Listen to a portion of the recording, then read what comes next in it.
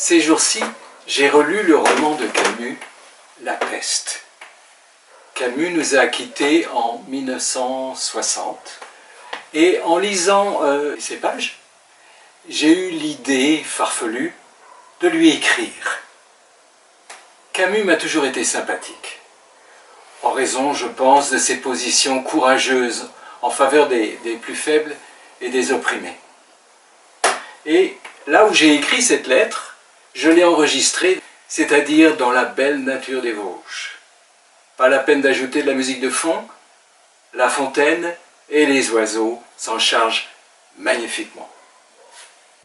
Bonjour, ici Bernard de Besnac, fondateur de Vie Libre, pour aider les Français blasés et dans la confusion à savoir que Dieu n'est pas une religion, mais qu'il est réel, qu'il les aime et qu'il a pour chacun d'eux un projet merveilleux. Cher Albert, si nous nous étions rencontrés, peut-être m'aurais-tu fait l'honneur de m'accorder ton amitié. En tout cas, c'est volontiers que je t'accorde la mienne. Ces jours-ci, en relisant ton roman « La Peste », j'ai eu envie de t'écrire.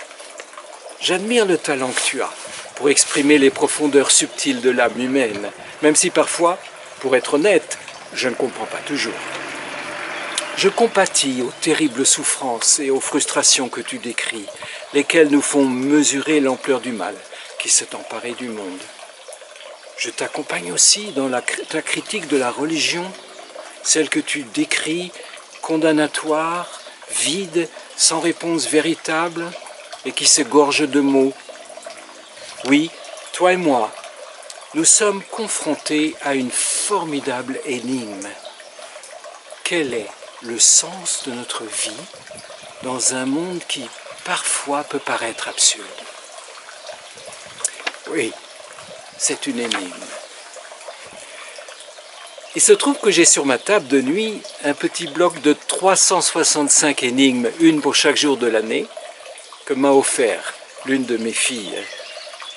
Or, ces énigmes m'ont rappelé une petite leçon toute simple. Pour les résoudre, je dois m'assurer de prendre en compte tous les éléments qui sont proposés à ma réflexion.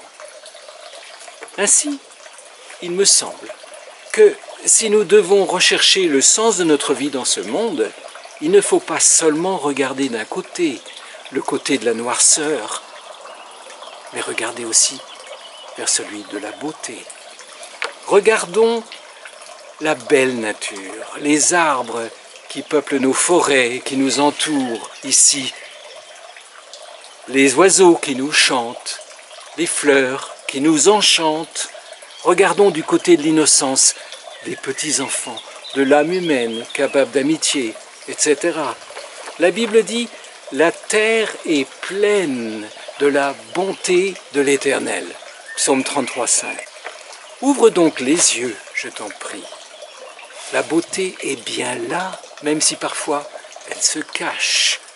Juste assez pour n'être pas trouvée par ceux qui choisissent de l'ignorer, mais pas trop, afin d'être trouvée par ceux qui la cherchent.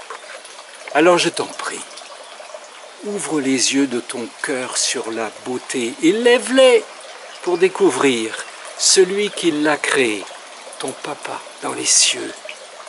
Il remplacera celui que tu n'as jamais connu et qui t'a manqué sur terre, ton papa qui t'aime.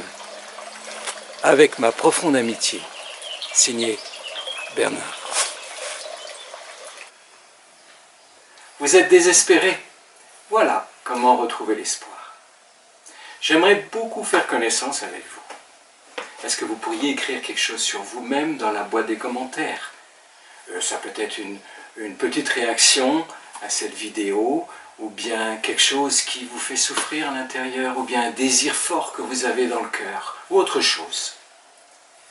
Puis-je vous demander un grand service? Si vous avez aimé cette vidéo, pouvez-vous la partager sur vos réseaux sociaux pour en faire profiter vos amis et tous ceux qui pourraient avoir besoin d'entendre ce message. Et pour vous remercier d'être prêts à partager cette vidéo, je veux vous faire un cadeau.